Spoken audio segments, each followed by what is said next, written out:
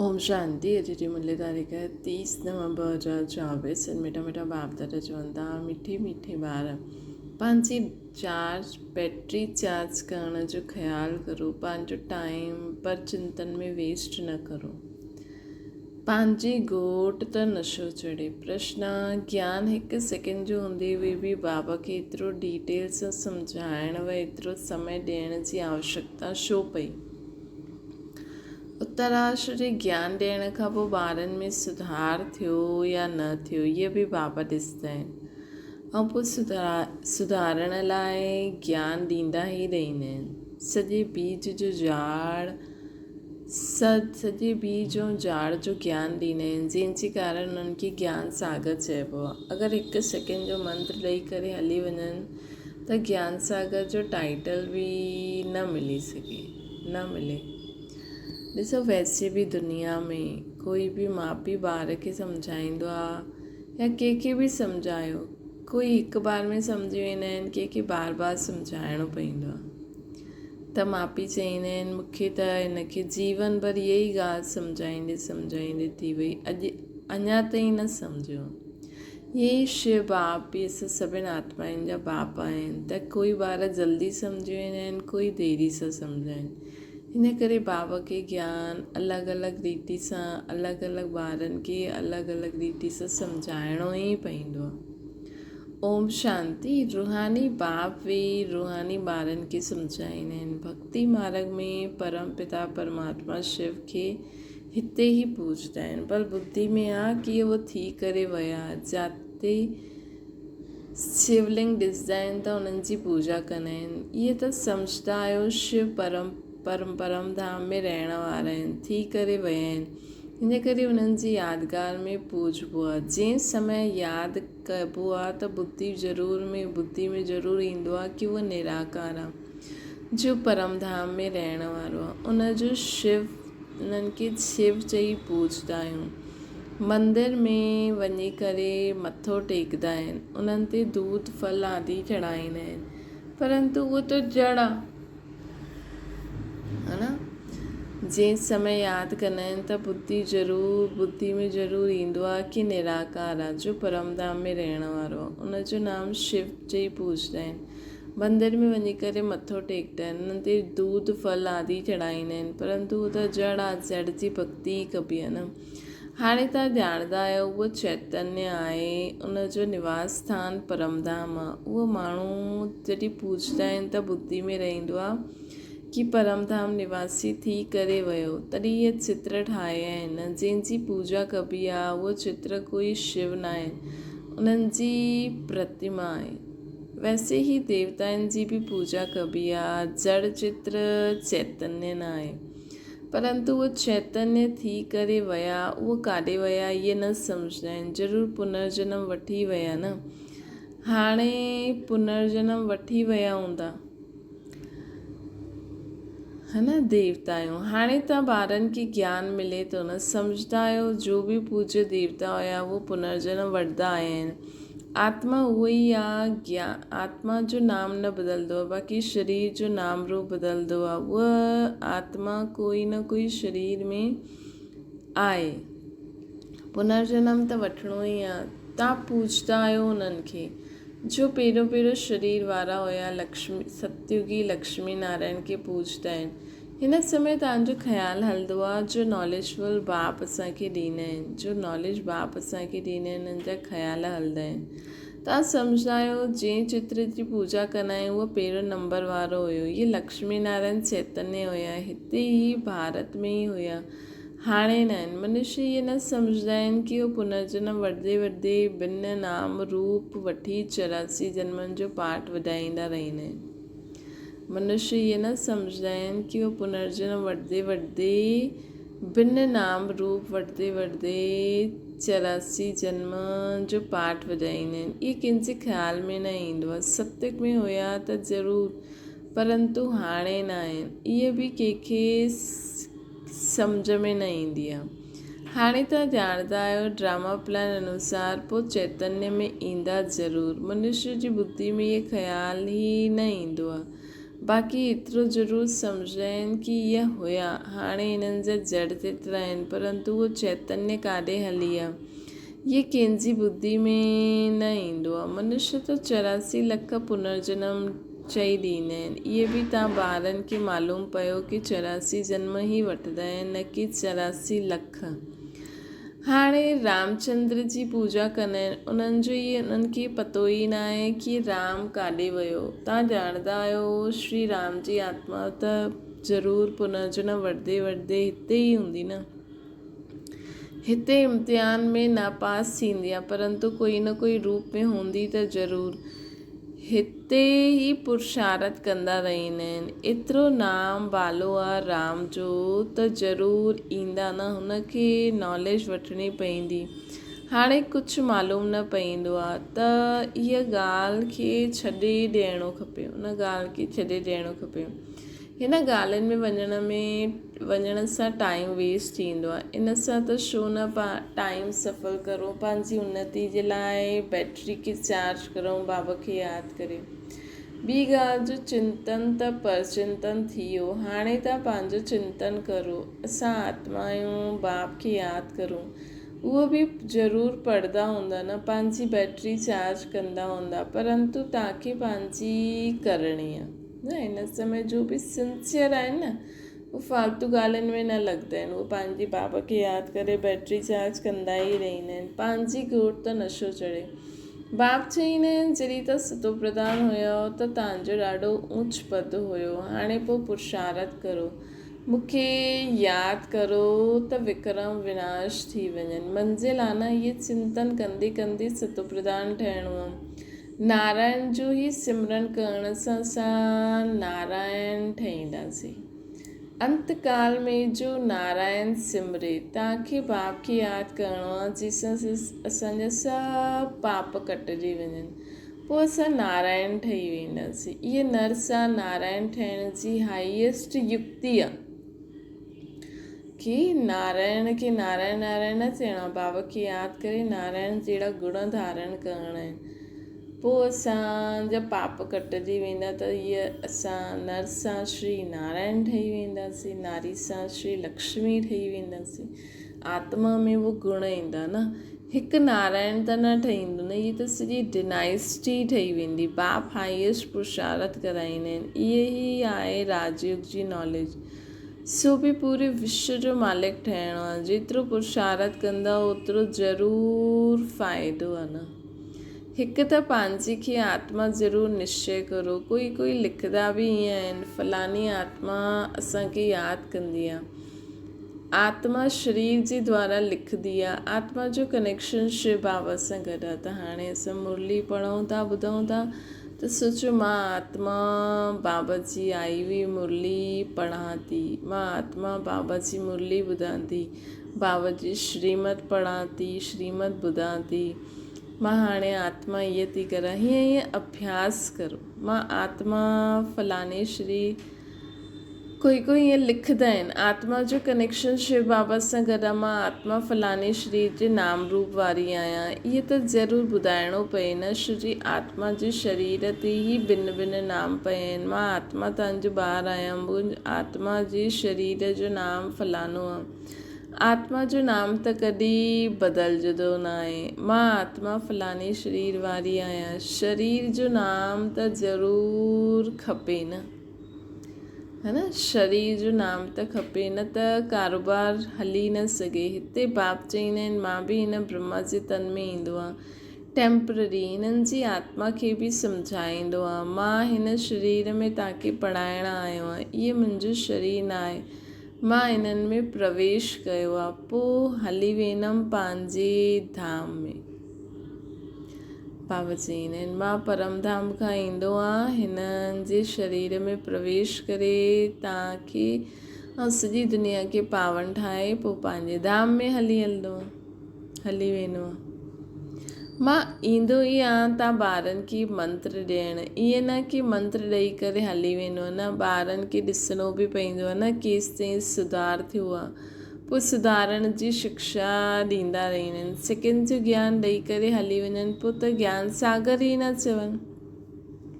है न। ॾिसो ॿियनि खे घर गृहस्थी में बि ॿी आत्मा खे कोई ॻाल्हि सम्झाइण में समय लॻंदो आहे न।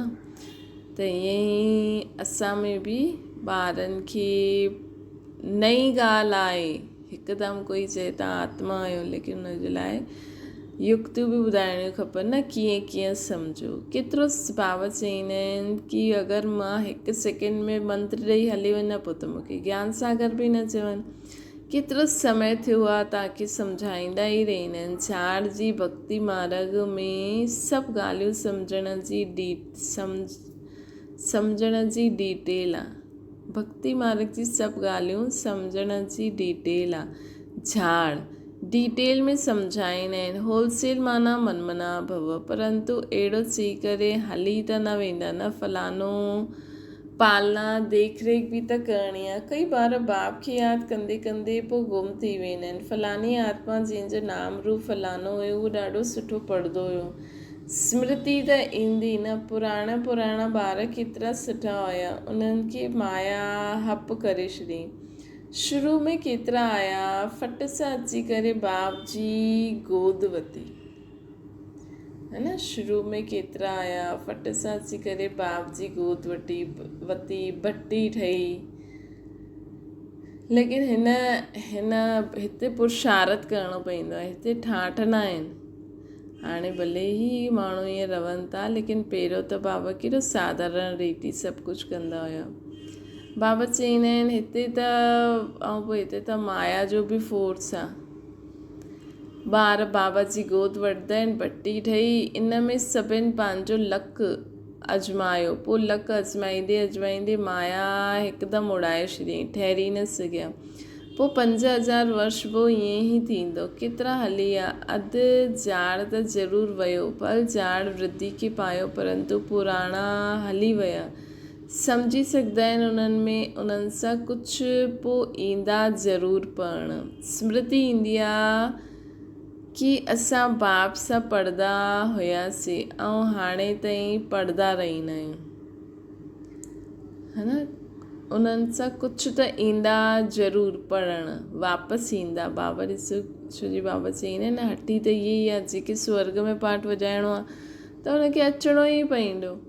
स्मृति ईंदी कि असां बाप सां पढ़ंदा हुआसीं ऐं हाणे ताईं पढ़ंदा रहंदा आहियूं। असां हार खाई वरिती, पोइ मैदान में ईंदा, बाबा अचणु ॾींदा, पोइ बि भल अची करे पुरुषारत करनि, कुझु न कुझु सुठो पद पाए वठंदा।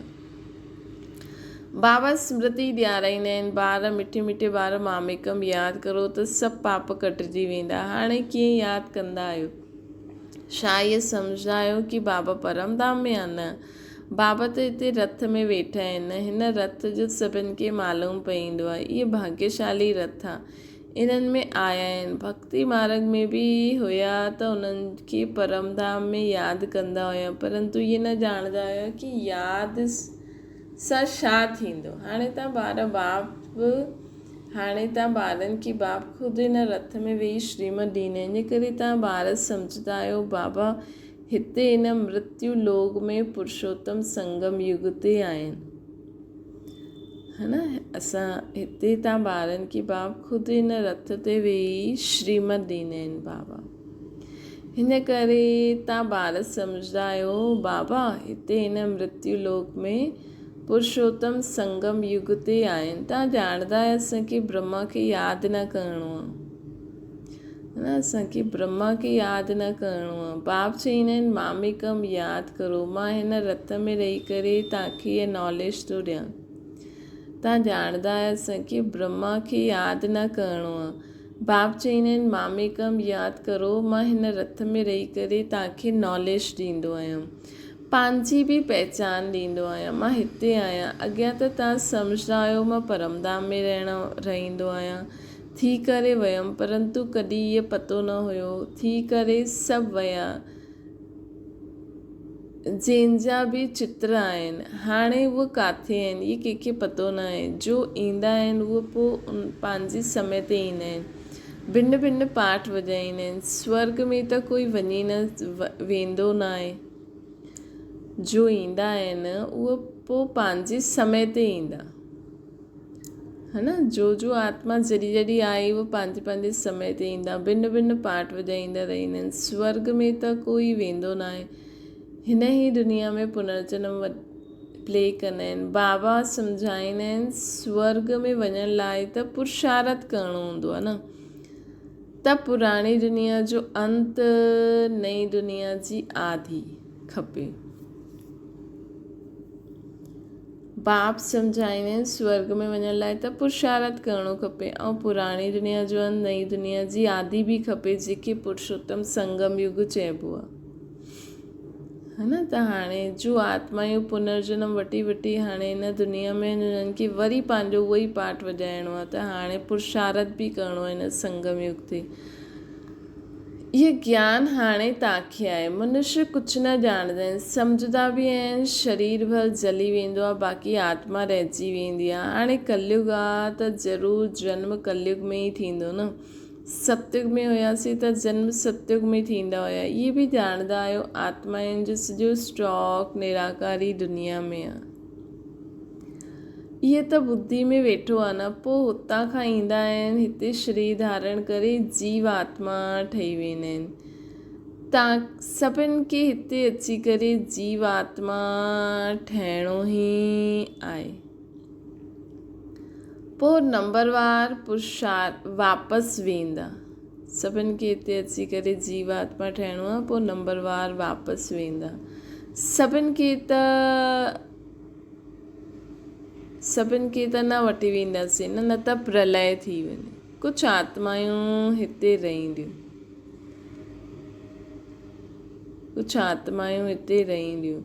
ॾेखारींदा आहिनि कि प्रलय थी वई, रिज़ल्ट कुझु बि न थियो। तव्हां ॼाणंदा आहियो हीअ दुनिया कॾहिं ख़ाली न थी।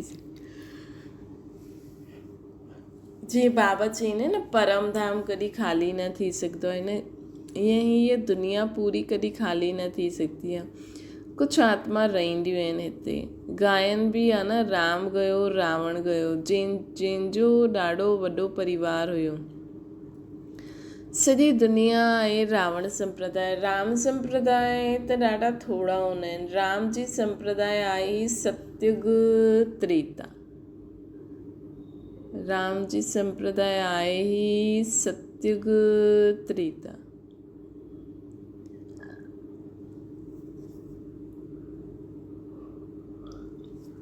ॾाढो फ़र्क़ु रहंदो आहे। बाद में पोइ ॿियूं टालियूं निकिरंदियूं आहिनि। हाणे तव्हां बीज ऐं झाड़ खे बि ॼाणो आहे, बाप सभु कुझु ॼाणंदा आहिनि, तॾहिं जो ॿुधाईंदा तॾहिं त ॿुधाईंदा रहंदा आहिनि। इन करे उन्हनि खे ज्ञान सागर चइबो आहे। हिकु ॻाल्हि अगरि थींदी आहे त पोइ कुझु शास्त्र आदि बि ठही न सघनि।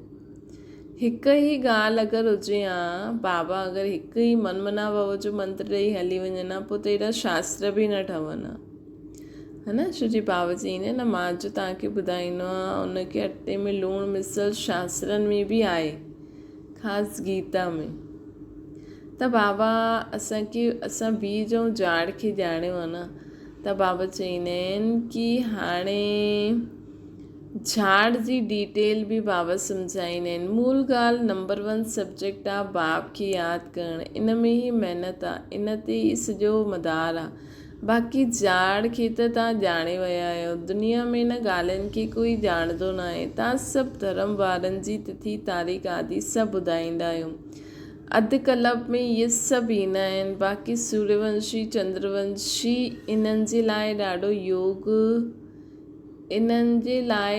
युग त न हूंदो न। बाक़ी सूर्यवंशी चंद्रवंशी इन्हनि जे लाइ ॾाढा युग त न चईंदासीं न, 2 ई युग आहिनि। ईअं न कोई लाखों वर्ष थी विया, हुते मनुष्य बि ॾाढा थोरा हूंदा आहिनि। 84 लख जन्म त थी न सघनि, मनुष्य सम्झ सां ॿाहिरि थी विया आहिनि। हिन करे पोइ बाप अची करे सम्झ ॾींदा आहिनि। बाप जो रचयिता आहे, उहो ई रचता ऐं रचना जे आदि मध्य अंत जी नॉलेज वेई ॾींदा आहिनि। भारतवासी त बिल्कुलु कुझु बि ॼाणंदा न आहिनि, सभिनि खे पूॼंदा रहंदा आहिनि। मुस्लिमनि खे, पारसी आदि खे जो आयो हुनजी पूॼा करणु लॻी वेंदा आहिनि। श्रुति पंहिंजे धर्म स्थापक खे भुलिजी विया आहिनि। ॿियो त सभु पंहिंजे पंहिंजे धर्म खे ॼाणंदा आहिनि। सभिनि खे मालूम आहे फलानो धर्म कॾहिं कीअं स्थापना थियो, बाक़ी सत्य त्रेता जी हिस्ट्री जोग्राफी जो कंहिंखे पतो ई न आहे। चित्र बि ॾिसंदा आहिनि शिव बाबा जो इहे रूप आहे, पोइ ऊचे ते ऊचो बाप आहे उहो ई, त यादि बि उन्हनि खे करिणो आहे न। हिते पोइ सभिनि खां जास्ती पूजा कंदा आहिनि श्री कृष्ण जी, छो जी नेक्स्ट में आहे न प्यार बि उन्हनि खे कंदा आहिनि, त गीता जो भॻवान बि उनखे सम्झी वठंदा आहिनि। ॿुधाइण वारो खपे तॾहिं त उन्हनि सां वरसो मिले न, है न। त बाबा चवंदा आहिनि ॿुधाइण वारो हुजे तॾहिं त उन्हनि सां वरसो मिले। बाप ई ॿुधाईंदा आहिनि नई दुनिया जी स्थापना, पुरानी दुनिया जो विनाश कराइण वारो ॿियो कोई थी न सघे सिवाय हिकु बाप जे। त बाबा ई नई दुनिया जी स्थापना, पुरानी दुनिया जो विनाश कराईंदा आहिनि, कंदा न आहिनि, है न। ब्रह्मा द्वारा स्थापना, शंकर द्वारा विनाश, विष्णु द्वारा पालना। ब्रह्मा द्वारा स्थापना, शंकर द्वारा विनाश, विष्णु द्वारा पालना। ये बि लिखंदा आहिनि, हितां जे लाइ ई आहिनि, परंतु सम्झ कुझु बि न आहे। तव्हां ॼाणंदा आहियो उहा निराकारी सृष्टि आहे, इहा साकारी सृष्टि आहे। सृष्टि त हिते ई आहे, हिते ई राम राज्य ऐं रावण राज्य हूंदो आहे, महिमा सॼी हितां जी आहे। बाक़ी सूक्ष्म वतन जो त सिर्फ़ु साक्षात्कार थींदो आहे, मूल वतन में त सभी आत्मायूं रहंदियूं आहिनि। पोइ हिते अची करे पाठ वॼाईंदा आहिनि। बाक़ी सूक्ष्म वतन में छा आहे, इहा चित्र ठाहे छॾिया अथनि जेते बाप सम्झाईंदा आहिनि। तव्हां ॿारनि खे अहिड़ो सूक्ष्म वतन वासी फ़रिश्तो ठहिणो आहे। फ़रिश्ते हड्डी मांस बिगर हूंदा आहिनि, चईंदा आहिनि ददीची ॾिसी हड्डियूं बि ॾेई छॾे। बाक़ी शंकर जो गायन किथे आहे न, ब्रह्मा विष्णु जो मंदिर आहे, शंकर जो कुझु न आहे। त उन्हनि खे लॻो विनाश जे लाइ आहे, बाक़ी ईअं कोई अख खोलण सां विनाश कंदो न आहे। त बाबा चवंदा आहिनि देवताऊं पोइ हिंसा जो काम कीअं कंदो न, उहो कंदा आहिनि न। शिव बाबा अहिड़ो डायरेक्शन ॾींदा आहिनि, डायरेक्शन ॾियण वारा त बि डायरेक्शन ॾियण वारनि ते बि अची वेंदा आहिनि। चइण वारो ई फसी वेंदो आहे न, इन करे सोचे सम्झी सभु कुझु ॾियणो आहे। उहो त शिव शंकर खे इकठो करे ॾींदा आहिनि। हाणे बाप बि चवंदा आहिनि मूंखे यादि करो, मामेकम यादि करो, ईअं त न चवंदा आहिनि शिव शंकर खे यादि करो।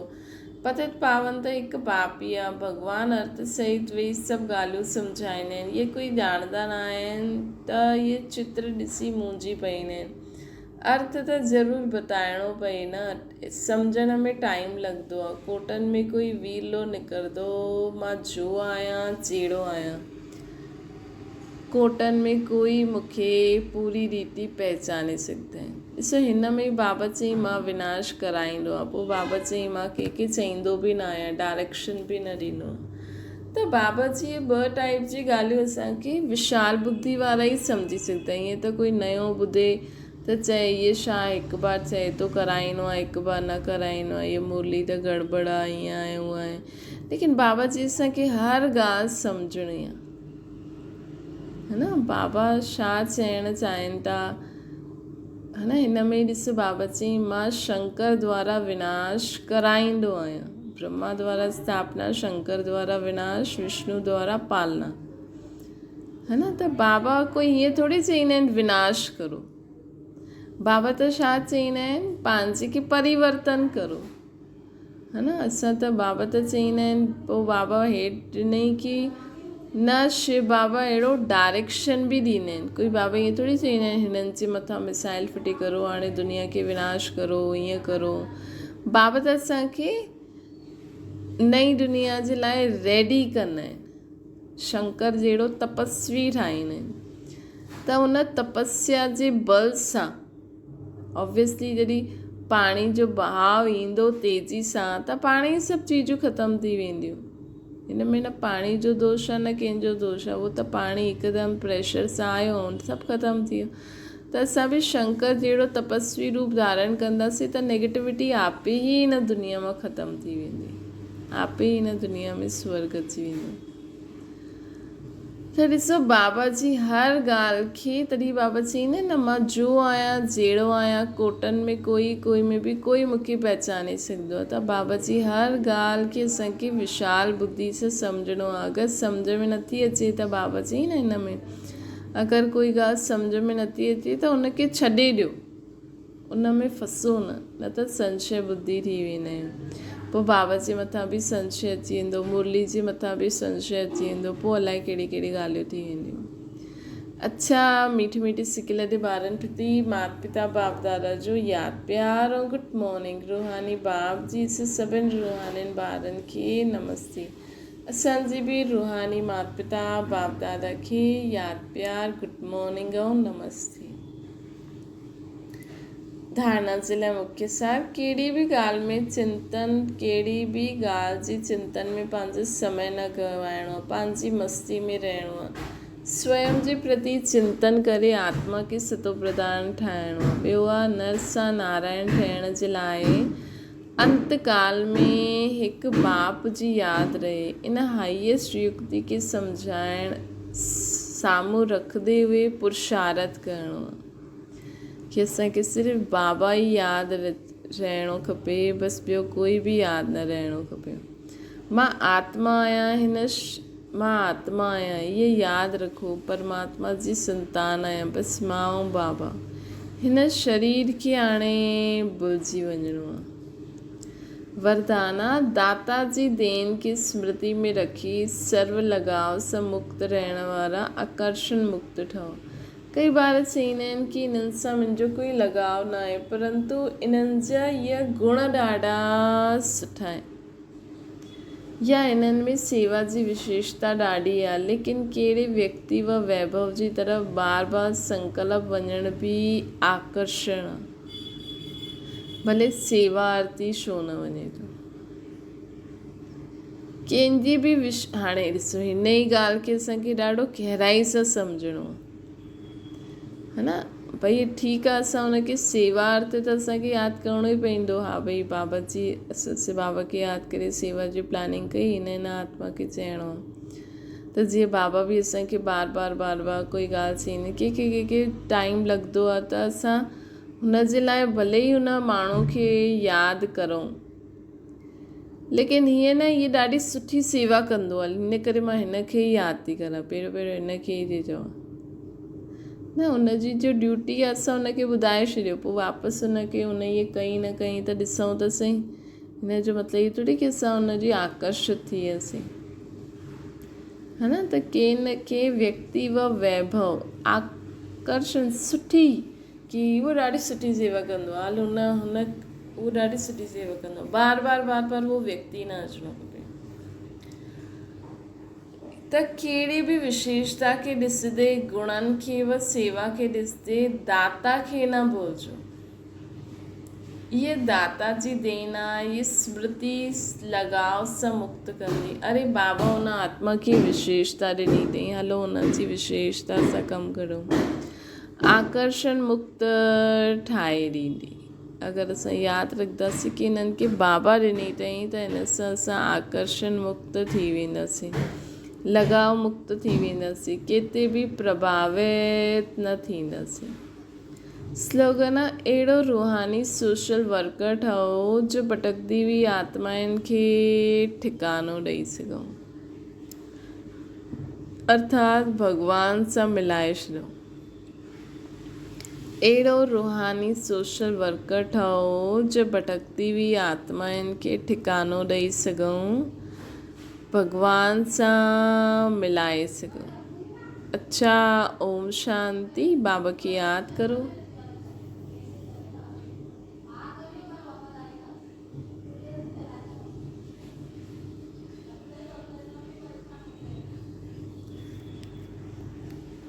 ओम